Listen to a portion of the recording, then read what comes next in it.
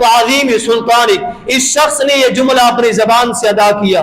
آسمان سے 2 فرشتے تیزی کے ساتھ اس کے پاس آتے ہیں, یہ جملہ لکھ کے واپس چلے جاتے ہیں. اللہ رب العالمین کے پاس جاتے ہیں, آ کر کہتے ہیں وہ سوار ہونا ہے اس نے, باہر جانا ہے اس نے, لیکن اس کا انداز ایسا تھا کہ وہ میرے پاس سواری لے کے آیا کہ آپ کی یہ سواری ہے, اور جب آپ مجھے اجازت دیں گی تو اس کے اوپر میں سوار ہوگا, ورنہ میں سوار ہی نہیں ہوگا.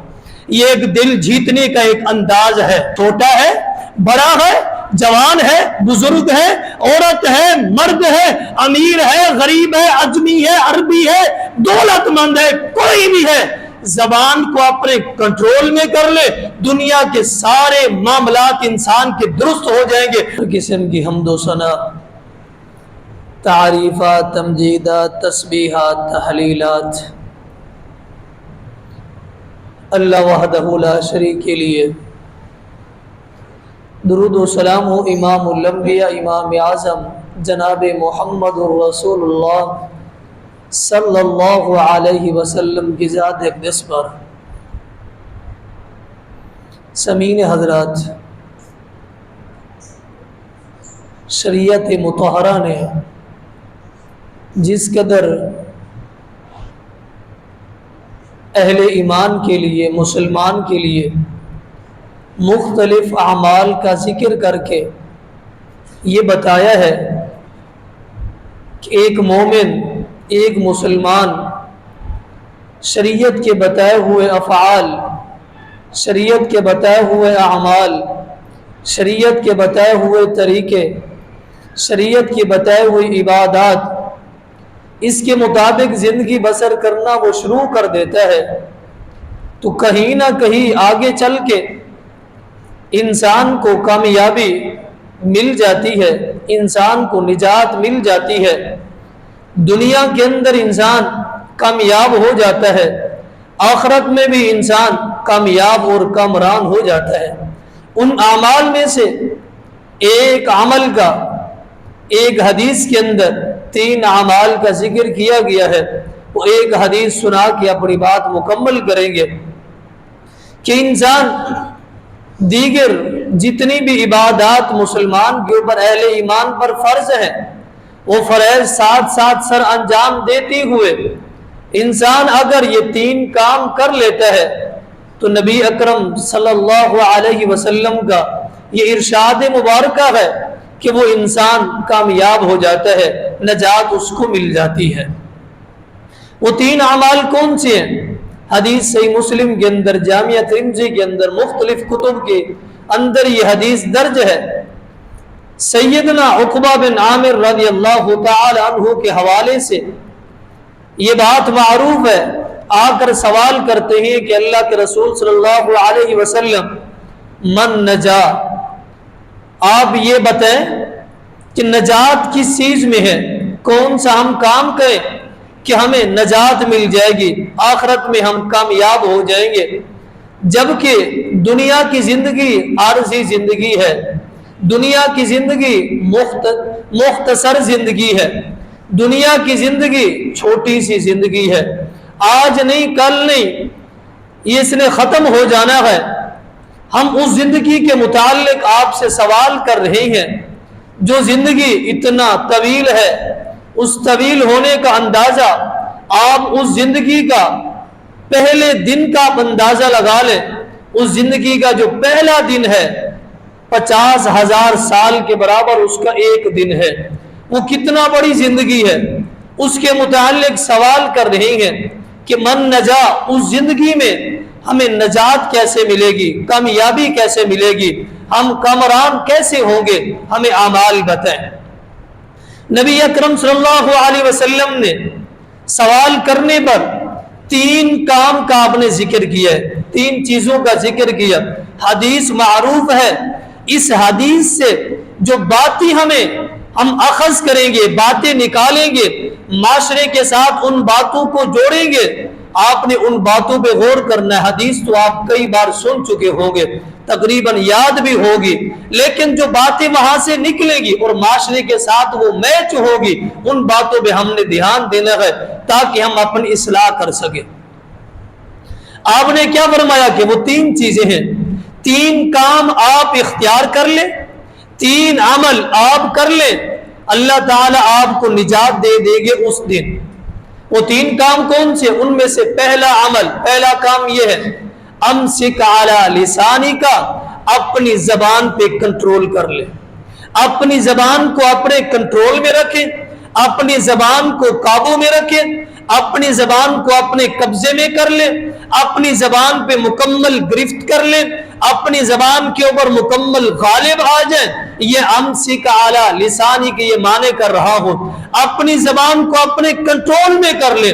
جب اپنے کنٹرول میں کر لیں گے من نجا، آپ کو نجات مل جائے گی۔ اور سب سے یہ حساس کام ہے، زبان کا معاملہ بڑا ہی حساس معاملہ ہے۔ یہ چھوٹا سا گوشت کا لوتھڑا ہے، لیکن اس سے سرزد ہونے والی نافرمانیاں بہت زیادہ ہیں۔ اگر ہم روح زمین کے اوپر اللہ رب العالمین کی نافرمانیوں کو دیکھتے ہیں تو سب سے زیادہ کی جانے والی نافرمانیاں زبان سے ہو رہی ہیں۔ زبان سے اس کی ابتدا ہوتی ہے، پھر انسان دوسرے جسم کے اعضاء سے وہ کرنا شروع کر دیتا ہے۔ زبان گویا کہ نافرمانی کی ایک ابتدا بھی ہے۔ اس سے سرزد ہونے والے کئی ایک گناہ انسان کر لیتا ہے۔ زبان کا معاملہ بڑا حساس معاملہ ہے، تبھی تو زبان کے متعلق نبی اکرم صلی اللہ علیہ وسلم نے صحابہ کرام سے فرمایا تھا کہ آپ مجھے ضمانت دیں، مجھے ضمانت دیں آپ زبان کی اور شرمگاہ کی، میں آپ کو جنت کی ضمانت دیتا ہوں۔ زبان پہ آپ کنٹرول کریں گے، میں آپ کو جنت کی ضمانت دیتا ہوں۔ اتنا بڑی بات اس وجہ سے کہی جا رہی ہے کہ زبان کا معاملہ بڑا حساس معاملہ ہے۔ نبی اکرم صلی اللہ علیہ وسلم سے پوچھا گیا، سوال کیا گیا، جامعہ ترمذی کی حدیث ہے، سلسلہ صحیحہ کے اندر موجود ہے۔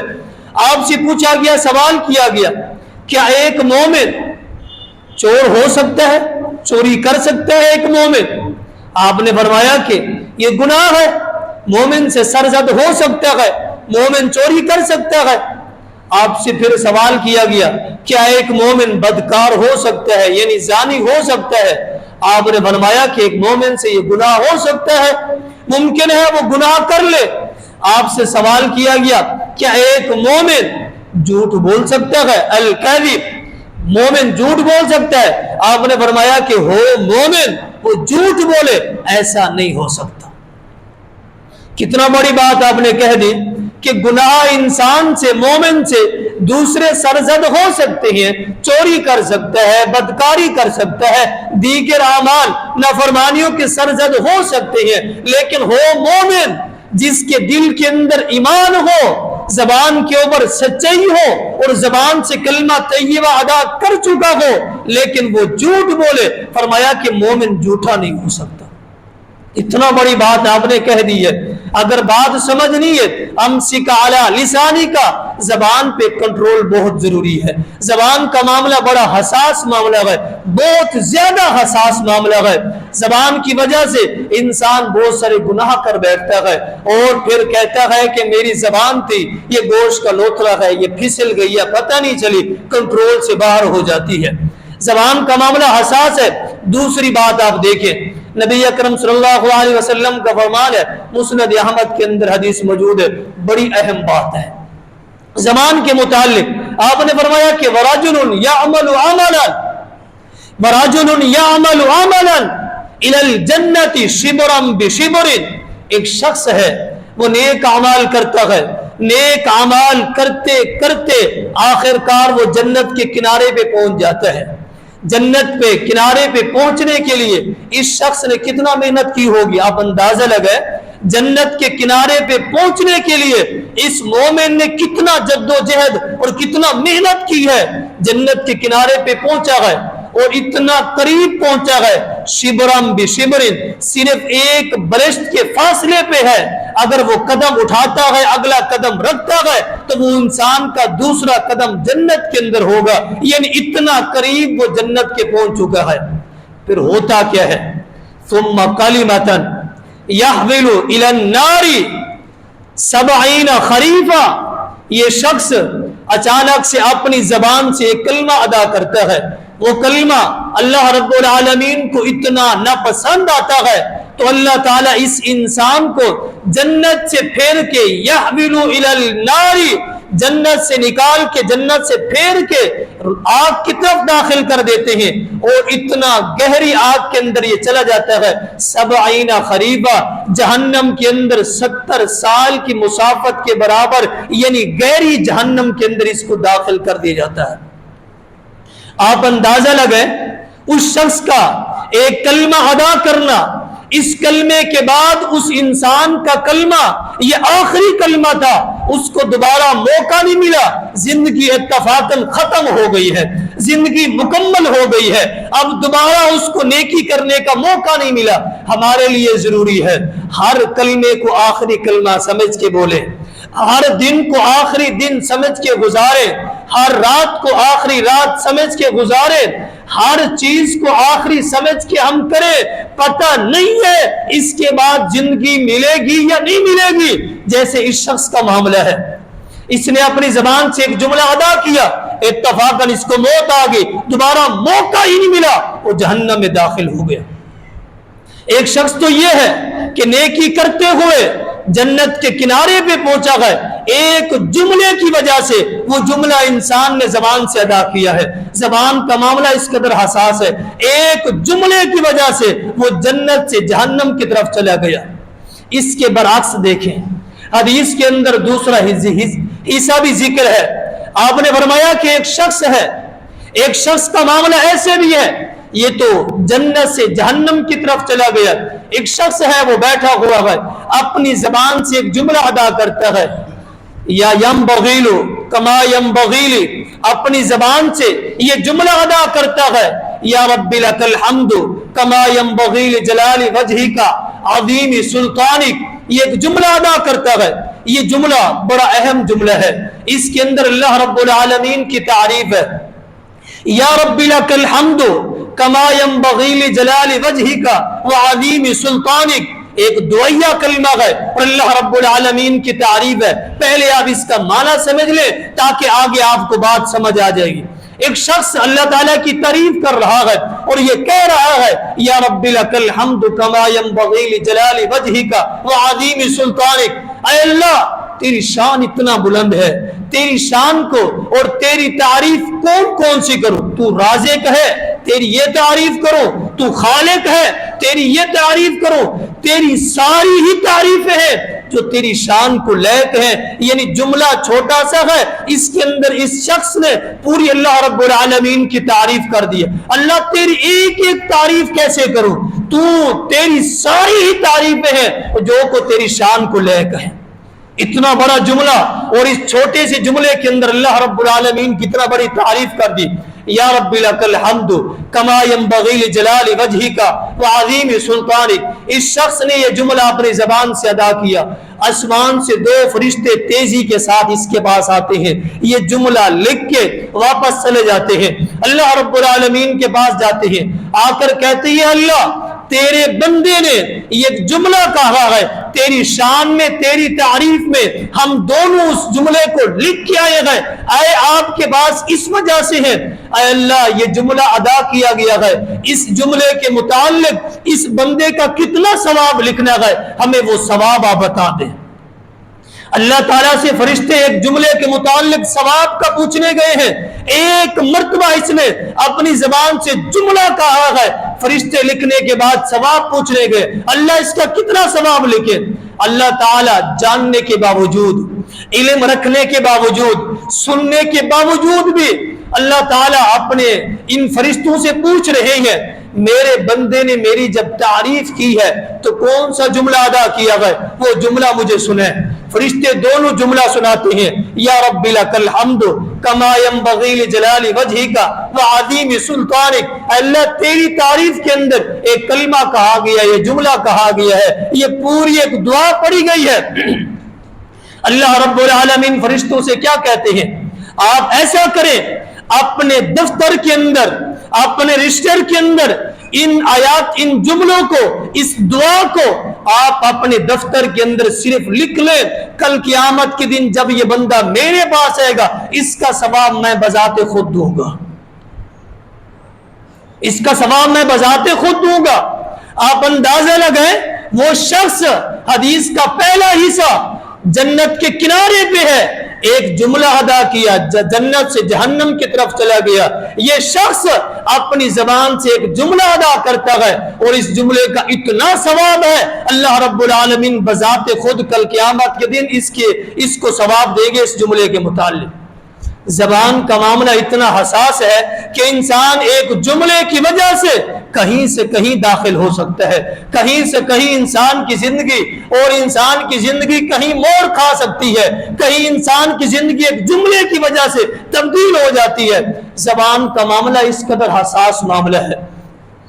اگر بات سمجھنی ہے تو تیسری بات آپ دیکھیں، یہ حدیث صحیح بخاری کے اندر موجود ہے، یہ خصوصاً شادی شدہ جتنے مرد ہیں یہ ان کے لیے یہ حدیث ہے۔ جتنا شادی شدہ میری ماں اور بہنیں پردے میں بیٹھ کے یہ بات سن رہی ہے، یہ ان کے لیے بڑی اہم بات ہے۔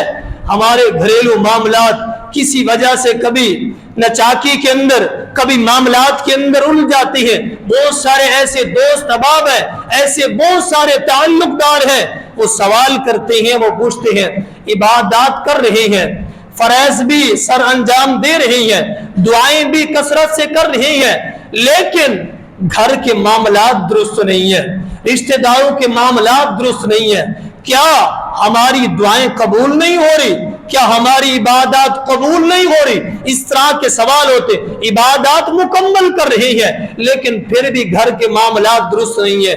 یہ ایک حدیث پہ آپ غور کریں اور دل کی تختی پہ نوٹ کریں، شاید کہ ہم اس حدیث کے مطابق عمل کریں، اللہ رب العالمین ہمارے گھر کو جنت کا گہوارہ بنا دے، اتفاق اور محبت کا گہوارہ بنا دے، اور ہمارے گھر کو ایک گلشن اور خوبصورت ایک محل بنا دے۔ اب حدیث سنیں، نبی اکرم صلی اللہ علیہ وسلم، صحیح بخاری کی حدیث ہے، آپ نے ایک دن سید عائشہ رضی اللہ تعالی عنہا کو بلایا، کہا اے عائشہ رضی اللہ تعالی عنہا، آپ جانتی ہے اللہ رب العالمین نے مجھے جنت اور جہنم دونوں کی سیر کروائی ہے۔ میں نے جہنم کے اندر دیکھا مردوں کے بنسبت کثرت سے عورتیں جہنم کے اندر داخل تھی۔ حدیث آپ نے کئی بار سنی ہے، جہنم کے اندر داخل تھی، یہ حدیث معروف ہے، صحیح بخاری کے اندر، دیگر کتب کے اندر بھی درج ہے، اور مختلف راویوں کے ساتھ آتی ہے، مختلف صحابہ اکرام اس کو بیان کرتے ہیں۔ میں آپ کو اس لیے بتا رہا ہوں، کسی کے ذہن کے اندر حدیث کا دوسرا حصہ ہو، میرے ذہن کے اندر جو حصہ ہے وہ میں آپ کو سنا رہا ہوں۔ کیا وجہ ہے جہنم کے اندر کثرت کے ساتھ یہ عورتیں ہیں؟ عورتیں کیوں ہیں؟ آپ نے فرمایا کہ یکفرو، کفر کرتی ہے، کفر کی وجہ سے یہ جہنم کے اندر داخل ہوئی ہے۔ تو صحابہ کرام یہ سوال کرتے ہیں، پوچھتے ہیں یکفرو باللہ، کیا یہ عورتیں اللہ تعالیٰ کے ساتھ کفر کرتی ہے؟ آپ نے فرمایا کہ لا یکفرون شیرانا، یہ کفر کرتی ہیں اپنے خامدوں کے ساتھ، اپنے شوہروں کے ساتھ کفر کرتے ہیں۔ کفر کا انداز کیا ہے؟ لَإِن شَكَرْتُمْ لَأَزِيدَنَّكُمْ وَلَإِن كَفَرْتُمْ إِنَّ عَذَابِي لَشَدِيدٌ۔ ان کا کفر یہ ہے کہ اپنے خامدوں کی ناشکری کرتی ہیں، ناشکری کی وجہ سے جہنم کے اندر ناشکری کو کفر کہا گیا ہے۔ کہیں اس آیات کا معنی کچھ اور آپ نہ سمجھ لیں، ناشکری کو کفر کہا گیا، قرآن کے اندر یہ بات درج ہے، اور یہاں پہ یہ عورتیں اپنے خامدوں کے ساتھ کفر کرتی ہے، مراد ناشکری کرتی ہیں، ان کی ناشکری کی وجہ سے انہیں جہنم کے اندر داخل کر دیا گیا ہے۔ نبی اکرم صلی اللہ علیہ وسلم نے یہ حدیث سنائی ہے، سنانے کے بعد آپ نے سید عائشہ رضی اللہ تعالی عنہا سے فرمایا کہ آج میں آپ کو ایک قصہ سناؤں۔ قصہ ایسا ہے جو ابھی ابھی جبریل علیہ السلام میرے پاس آئے، انہوں نے آ کے مجھے وہ قصہ سنایا ہے، وہ قصہ میں آپ کو سنا رہا ہوں، جو کہ قصہ صحیح بخاری کے اندر درج ہے۔ آپ فرماتے ہیں یمن کے اندر ایک بستی ہے، اس بستی کے جتنے بھی نوجوان ہیں، جتنے بھی مرد ہیں، صبح ہونے کے بعد وہ اپنے اوزار اٹھاتے ہیں، اپنے آلات اٹھاتے ہیں اور کھیتوں میں چلے جاتے ہیں، وہاں جا کے کام کاج کرتے ہیں۔ ان کی جتنی بھی عورتیں ہیں، گھر کے اندر بیٹھنے والی جتنی بھی خواتین ہیں، مرد سارے کے سارے کھیتوں میں کام کر رہے ہیں۔ یہ عورتیں اپنا گھر کا کام مکمل کرنے کے بعد ایک عورت کے گھر میں یہ ساری کی ساری جمع ہو جاتی ہے، اس بستی اس بوٹ کی جتنی عورتیں ہیں ایک گھر کے اندر جمع ہونے کے بعد پھر وہ مکمل اپنی کچہری کرتی ہے، وہ مکمل گفتگو کرتی ہے، ساری جمع ہو کے بیٹھ جاتی ہے، یہاں تک کہ ان کا وقت گزر جاتا ہے اور کافی دیر تک ان کی یہ کچہری چلتی رہتی ہے۔ لیکن ابھی کیا ہوا، یہ ساری عورتیں ایک گھر کے اندر جمع ہوئی، جو مجھے بتایا گیا اللہ رب العالمین کی طرف سے، یہ ساری عورتیں جمع ہوئی۔ آج جو ایک گھر کے اندر عورتیں جمع ہوئی، احد 12، وہ عورتیں 12 تھی، ایک گھر کے اندر یہ جمع ہو کے بیٹھی ہیں۔ بیٹھنے کے بعد، جمع ہونے کے بعد، ان میں سے ایک عورت جو لیڈر ہے، بڑی ہے، وہ کہہ رہی ہے آج ہماری کچہری کا عنوان کون سا ہوگا، ٹاپک کون سا ہوگا، ہمارا جو وقت پاس ہو جائے کس پہ ہم گفتگو کریں گے۔ یہ ساری عورتیں بات سن رہی ہے، پھر سوال کرنے والی خود ہی جواب دیتی ہے، وہ کہتی ہے آج جو ہماری گفتگو کا جو ٹاپک ہے، عنوان ہے، وہ یہ ہوگا کہ ساری عورتیں اپنے شوہر کی مکمل باتیں بتائیں گی، مکمل باتیں بتائیں گی کہ شوہر اپنی بیوی کے ساتھ کیا سلوک کرتا ہے، ان کا رویہ کیا ہے، انداز کیا ہے، زندگی کیسے بسر کر رہی ہے، ساری باتیں درست بتائیں گے۔ ساری متفق ہوگی، اے عائشہ رضی اللہ تعالی عنہ، ساری کی ساری عورتیں متفق ہو گئی۔ اب ان عورتوں میں سے جو 12 عورتیں جمع تھی، وہ اپنے شوہر کے متعلق بتا رہی ہیں، ان میں سے 11 عورتوں نے اپنے شوہر کی خوب تذلیل کی، 11 عورتوں نے اپنے شوہر کی خوب تذلیل کی، جتنا وہ کر سکتی تھی اپنے شوہر کی عزت کو اچھال دیا اور ان کی ساری تذلیل کر دی کہ شوہر ہمارے ساتھ ایسے رہتا ہے، اتنا کرتا ہے اور ہمارے ساتھ اس کا تعلق درست نہیں ہے، جتنا وہ باتیں کر سکتی تھی اپنے شوہر کی عزت کو اچھال دیا ہے 11 عورتوں نے۔ ان میں سے ایک بچی ہے 12ویں عورت، اس نے اپنے شوہر کی تذلیل کی بجائے تعریفوں کے انبار لگا دیے۔ اے عائشہ رضی اللہ تعالی عنہ، ایک عورت نے اپنے شوہر کی تعریفوں کے انبار لگا دیے اور اتنا زیادہ تعریفیں کی، ان میں سے ایک واقعہ بھی سنایا اپنے شوہر کا۔ کیا کہتی ہے؟ کہتی ہے کہ میرا شوہر میرے ساتھ اس قدر محبت کرتا ہے اور اس قدر میرے ساتھ وہ اچھا رہتا ہے، اس کا اخلاق بھی اچھا ہے، کردار بھی اچھا ہے، اس کے معاملات بھی اچھے، ہر ایک اعتبار سے وہ میرے ساتھ اچھا رہتا ہے۔ ایک دن ایسا بھی آیا، میرے شوہر کو سواری کی ضرورت تھی، سواری اس کے پاس نہیں تھی، پیسے درم و دینار آنے کے بعد بازار میں منڈی میں جاتا ہے، گھوڑا خرید کے آتا ہے، آ کے سب سے پہلے گھوڑے کے اوپر سوار نہیں ہوا، میرے پاس گھوڑا لے کے آیا ہے، آ کر کہتا ہے کہ یہ گھوڑا، یہ سواری میں آپ کے لیے لے کے آیا ہوں، اگر آپ مجھے اجازت دیں گی تو میں اس پہ سوار ہوں گا، ورنہ یہ میں آپ کے لیے لے کے آیا ہوں۔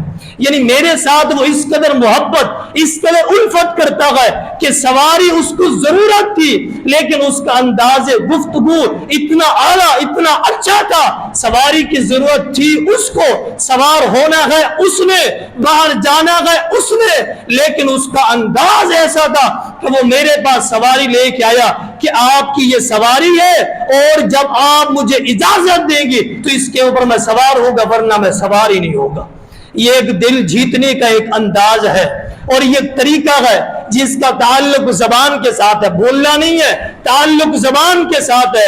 اتنا اعلیٰ اخلاق، اتنا اعلیٰ کردار کا مالک آپ سید عائشہ رضی اللہ تعالی عنہا سے فرما رہی ہے، کہتی ہیں عائشہ وہ عورت کون تھی، اس کا نام کیا ہے، اس کا حسب نسب کیا ہے، جس نے اپنے شوہر کی تذلیل کی بجائے تعریفیں کی تھی، اس کا نام ہے ام زر رضی اللہ تعالی عنہ، اس کا نام ام زر ہے، اس کے شوہر کا نام ابو زر تھا۔ اے عائشہ رضی اللہ تعالی عنہ، آپ مجھے یہ بتائیں، آپ نے سارا واقعہ سنانے کے بعد اپنی بیوی سے کیا کہہ رہے ہیں؟ ہم بھی شادی شدہ ہیں، اب اندازے لگائیں ہمارے انداز گفتگو کیسے ہوتا ہے۔ آپ صلی اللہ علیہ وسلم نے یہ واقعہ سنانے کے بعد اب اپنی بیوی سید عائشہ رضی اللہ تعالی عنہا سے کیا کہہ رہی ہیں؟ اے عائشہ رضی اللہ تعالی عنہا، جس طرح ام زر کے ساتھ ابو زر نے اتنا اچھا اخلاق اور کردار اپنایا ہے، میرا کردار اور میرا اخلاق اے عائشہ تیرے ساتھ کیسا ہے؟ تو بتا میرا کردار تیرے ساتھ کیسا ہے؟ تو اپنے خیالات کا اظہار تو کر۔ یہ تو میں نے آپ کو واقعہ سنایا ہے۔ نبی اکرم صلی اللہ علیہ وسلم اپنی بیوی سے اپنے متعلق پوچھ رہی ہے، کیا کہا عائشہ نے؟ اے محمد الرسول اللہ صلی اللہ علیہ وسلم، یہ ابو ذر ایک کیا لاکھوں ابو ذر ہو آپ کے اوپر قربان ہو، آپ تو اپنی مثل آپ ہی ہے، آپ کی اعلیٰ شان، آپ کا اعلیٰ کردار، آپ کے کوئی مقابلہ ہی نہیں ہے اور آپ کا کوئی مقابل ہے ہی نہیں ہے، لاکھوں ابو ذر ہو آپ کی جان کے اوپر قربان ہے۔ یہاں پہ بات سنانے کا مطلب اور مقصد کیا ہے؟ تعلق زبان کے ساتھ ہے۔